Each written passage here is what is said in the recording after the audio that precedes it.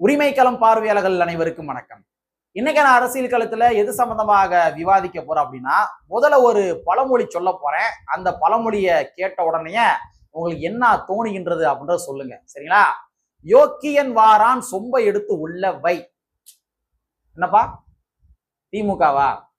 இந்த பழமொழியை சொன்ன உடனே உனக்கு திமுக ஞாபகத்துக்கு வருது? கரெக்டு தான், கரெக்டு தான். அதைத்தான் நானும் நினைச்சேன். அதாவது யோக்கியன் வாரான் சொம்பை எடுத்து உள்ள வை.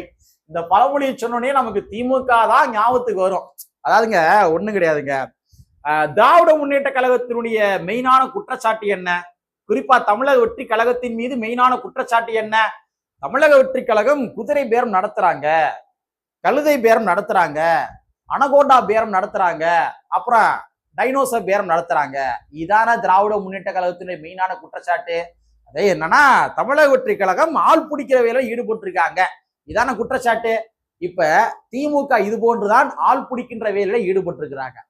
மக்களே, அந்த காலத்துல இந்த தாய்மார்கள் என்ன பண்ணுவாங்க அப்படின்னா, டே ஒழுங்கா சோற தின்னுரு தம்பி, மகனே ஒழுங்கா சோற தின்னுரு, இல்லாட்டி அந்த ஒத்தக்கணையில புடிச்சு கொடுத்துருவேன், இந்த மாதிரி மிரட்டி தான் சோறு ஊட்டுவாங்க. இனி வரப்போகும் காலங்கள்ல அந்த மாதிரி சோறு ஊட்ட தேவை கிடையாது. ஒரே வார்த்தை தான், தம்பி சோறு தின்றா இல்லையா, இல்லாட்டி திமுக காரங்க வராங்க புடிச்சு கொடுத்துருவேன்.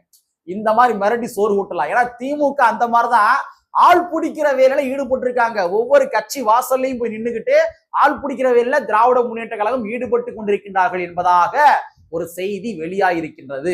அந்த மேட்ரு என்ன, அதற்கு பின்னாடி அரசியல் என்ன, நம்ம ப்ரோ ஆளு சானவாஸ் இருக்கா தெரியுமா, அவரு சம்பந்தமான காணொலி தான், சரிங்களா? நண்பர் அனைவருக்கும் உரிமைக்களம் வலைக்காட்சியின் சார்பாக இனிய வணக்கம். நாங்க இப்படி வந்து பார்த்துட்டோம், இனி ஜென்மத்துக்கும் எங்களால குடிய முடியாது. அதனால நாங்க சண்டை போட போறோம்.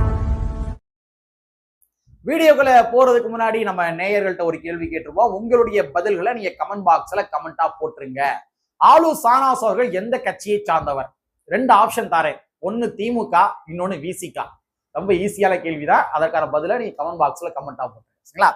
சரி மக்களே, அதாவது என்னன்னா, எனக்கு தெரிந்த ஒரு திராவிட முன்னேற்ற கழகத்தினுடைய ஒரு முன்னணி நிர்வாகி, நமக்கு ரொம்ப க்ளோஸா பேசக்கூடிய நபர், ரொம்ப யதார்த்தமா பேசக்கூடிய ஒரு நபர், எப்ப பார்த்தாலுமே நம்மளை அரவணைச்சுக்கிறவாரு, ரொம்ப க்ளோஸா பேசக்கூடிய நபர், நமக்கு நிறைய தரவுகளை வந்து அவர் ஷேர் பண்ணுவாரு.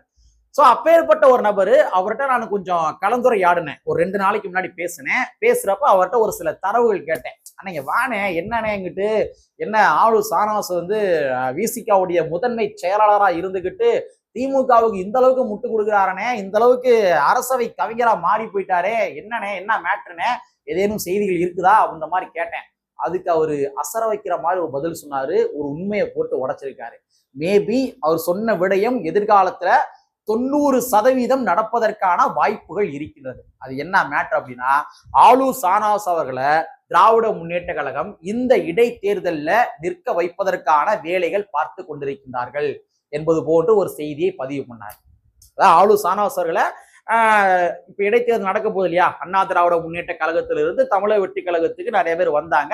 அதுல இடைத்தேர்தல் நடக்க போகுது தெரியுமா, அந்த இடைத்தேர்தல்ல ஆளு சானவாஸ் அவர்கள் நிக்க வச்சு வெற்றி பெற வைக்கலாம் அப்படின்ற மாதிரி திராவிட முன்னேற்ற கழகம் ஆலோசித்து கொண்டிருப்பதாக ஒரு சில தரவுகள். எதற்காக ஆளு சானவாஸ் அவர்களை உள்ள கொண்டு வரணும்? ஆளு சானவாஸ் அவர்களை ஒரு மேடை பேச்சாளரை வச்சுக்கலாம் திமுக நினைச்சா. இல்ல எங்கேயாச்சும் ஒரு இடத்துல ஏதாச்சும் கருத்தரங்க போடுவாங்க, சானாசு போய் அங்க போய் பேசிடுவாப்பா அவட மாதிரி அனுப்பிச்சு விடலாம். இல்ல இந்த கூறுகட்டவங்க பண்றாங்க தெரியுமா, ஜென்சி மீட்ஸ்ன்ற பேர்ல வந்து ஒரு கூறுகட்டத்தனா, அந்த இடங்கள்ல போய் நீ தலைமையே தேர்தல் நடத்திடுவாப்பா, அந்த மாதிரி அனுப்பிச்சு விடலாம்.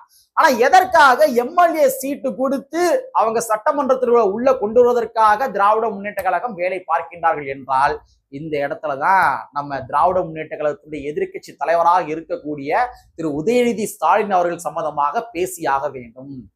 ஏன்னா உதயநிதி ஸ்டாலின் அவர்கள் தற்போது சட்டமன்றத்துல தடுமாறி கொண்டிருக்கின்றார். அவருடைய பேச்சுகள் எல்லாமே தடுமாற்றங்கள் நிறைந்ததாக இருக்கின்றது. இன்னும் ரொம்ப நம்ம ஓப்பனா சொல்றதா இருந்தா ஒரு உளறல் தன்மையோட தான் இருக்கின்றது. ஸ்கிரிப்ட் பேப்பரை கொடுத்தாங்கன்னா ஸ்கிரிப்ட் பேப்பரை பார்த்து அவர் ஓப்பனா வாசிச்சுறாரு. சட்டமன்றத்துல அப்படியே பார்த்து பக்கம் பக்கமா எவ்வளவு கொடுத்தாலும் சரி அவரோட உட்காந்து வாசிச்சுக்கிட்டே இருப்பாரு, விடாம வாசிட்டே இருப்பாரு. டி ராஜேந்திரன் பேசுற மாதிரி சாப்பிட்டுக்கிட்டே வாசிப்பாரு, உட்காந்துட்டே வாசிப்பாரு, தாளம் போட்டுட்டே வாசிப்பாரு, சல்யூட் அடிச்சுட்டே வாசிப்பாரு. அவட ஸ்கிரிப்ட் அவர் கொடுத்துட்டே அவர் வாசிச்சுக்கிட்டே தான் இருப்பாரு. ஆனா ஸ்கிரிப்ட் பேப்பர் இல்ல அப்படின்னா உதயநிதி ஸ்டாலின் அவர்கள் தடுமாறுகின்றார். தடுமாறுவார். ஏன்னா அவருக்கு சரக்கு இல்லைங்க மண்டையில. அது சட்டியில் இருந்தா தானே அகப்பையில வரும் சொல்லுவாங்க தெரியுமா, அந்த மாதிரி. ஏன்னா நம்ம அவரையும் குறை சொல்ல முடியாது. அவர் வந்து களத்துக்கு போனது கிடையாது, மக்களை சந்திச்சது கிடையாது, அவங்களுடைய குறைகள் என்னவென்று கேட்டது கிடையாது, அவங்களுடைய உணர்வுகளை வந்து அவர் அப்சர்வ் பண்ணது கிடையாது. இத்தனை ஆண்டு காலமா வந்து சினிமா துறையில இருந்தாரு, லாலா கடை சாந்தி பாட்டுலாம் பாட்டு போட்டு ஆடினாரு, அதெல்லாம் ஆடினாரு, ஒரு நடிகரா இருந்தாரு. அதற்கு பின்பாக திடீர் சமையல், திடீர் இது மாதிரி உதயநிதி அவரை வந்து எலிவேட் பண்ணி என்ன பண்ணிட்டாங்க, இப்ப எதிர்கட்சி தலைவரை கொண்டு வந்து உட்கார வச்சுட்டாங்க. சோ அதனால அவருக்கு ஆளுகின்ற தமிழர் வெற்றி கழகத்தினுடைய அரசாங்கத்தை எதிர்ப்பதற்கான ஒரு துணிச்சல் இல்லை. மேற்கொண்டு சொல்வதாக இருந்தால் அவருக்கு தரவுகள் தெரியவில்லை. அப்ப உதயநிதி அவர்களுக்கு சட்டமன்றத்துக்குள்ள முட்டு கொடுப்பதற்காக ஆளு சானாஸ் அவர்களை உள்ள கொண்டு வந்துட்டோம் அப்படின்னா, ஆளு சானாஸ் அவர்கள் என்ன பண்ணுவாருன்னா உதயநிதிக்கு முட்டு கொடுத்து முட்டி தூக்குவாரு. அதாவது சானாஸ் அவர்களே, நீங்க வந்து வெறும் மேடை பேச்சுகளை மட்டும் திமுக முட்டு கொடுக்க வேணாம், வாங்க உள்ள வந்து சட்டமன்றத்துல உள்ள வந்து எங்களுடைய வாரிசுகளுக்கு நீங்க முட்டு கொடுங்க என்பதாகத்தான் சானாஸ் அவர்களுக்கு ஒரு சீட்டை கொடுத்து இடைத்தேர்தல் நிக்க வச்சு வெற்றி பெற வச்சு உள்ள கொண்டு வந்து முட்டு கொடுக்க வைப்பதற்காக திராவிட முன்னேற்ற கழகம் வேலை பார்த்து கொண்டிருக்கின்றது என்பதாக நம்ம நண்பர் அந்த செய்தியை வந்து நம்மகிட்ட ஷேர் பண்ணார். நடக்கும் நடக்கும் விரைவில் நடக்கும். ஆளு சானாஸ் அவர்கள் இது வரைக்கும் விசிகால இருக்காரு, கொஞ்சம் கொஞ்சமா அப்படி பெஞ்சு தேய்ச்சிக்கிட்டே இருந்து இடைத்தேர்தல் வர்றப்ப அவருக்கு ஒரு ஸ்கிரிப்டை எழுதி கொடுப்பாங்க. திமுக ஒரு லெட்டர் எழுதி தருவாங்க, இதை நீங்க சமூக வலைத்தளங்களை போஸ்ட் பண்ணிட்டு நேரம் எங்க கட்சிக்கு வந்து மூட்டை முடிச்சா கட்டிட்டு வந்துருங்க மாதிரி ஒரு அழைப்பு கொடுப்பாங்க. அந்த நேரங்களில் சானாஸ் அவர்கள் போயிடுவாரு.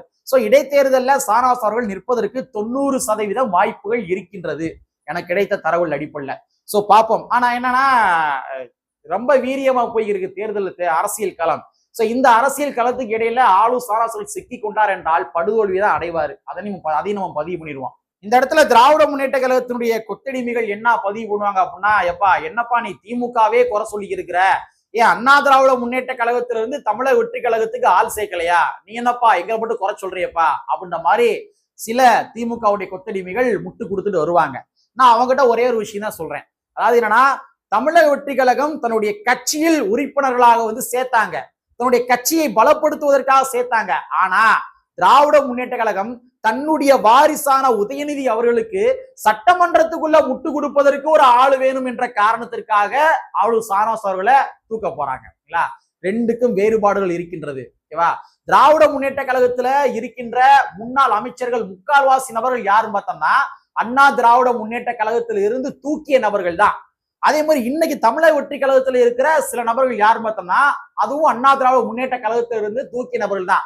சோ ரெண்டு கட்சியிலுமே அண்ணா திராவிட முன்னேற்ற கழகத்திலிருந்து ஆட்களை தூக்கி இருக்கிறாங்க. சோ இரண்டுமே ஒரு வகையில டேலியாய் போயிருச்சு. ஆனா என்னுடைய வாரிசான, எங்க கட்சியுடைய வாரிசான, ஆண்டாண்டு காலமாக ஒரே குடும்பத்தை சார்ந்த ஒருத்தருக்கு ஊதி பெரிதாக்கப்பட்ட ஒரு வெற்று காற்றடைக்கப்பட்ட பலூனாக இருந்து கொண்டிருக்கின்ற உதயநிதி ஸ்டாலின் அவர்களுக்கு முட்டு கொடுப்பதற்காக ஒருத்தரை உள்ள கொண்டு வராங்க அப்படின்னா இதெல்லாம் எப்படிங்க சொல்றது? எப்படி சொல்றது? வார்த்தைகளை வச்சு சொன்னா அப்படின்னா ரொம்ப அசிங்கமா வந்து இருக்கும், ரொம்ப கேவலமா வந்து இருக்கும். சரிங்களா? சோ உதயநிதி ஸ்டாலின் அவர்களுக்கு முட்டு கொடுப்பதற்காக ஆளு சானாஸ் அவர்களை உள்ள கொண்டு வருவதற்காக திராவிட முன்னேற்ற கழகம் வேலை பார்த்து கொண்டிருக்கின்றது. இது விரைவில் நடக்கக்கூடும். சோ பார்ப்போம், பொறுத்திருந்து பார்ப்போம். பட் ஆளு சானாஸ் அவர்கள் வெற்றி பெறுவாரா என்பதையும் கூட நாம் பொறுத்திருந்து பார்ப்போம் என்பதை கூறிக்கொண்டு, கற்பை ஒன்று புரட்சி சென்று புரட்சி அம்பேத்கருடைய வரியை கூறிக்கொண்டு நிறைவு செய்கின்றேன். நன்றி, வணக்கம்.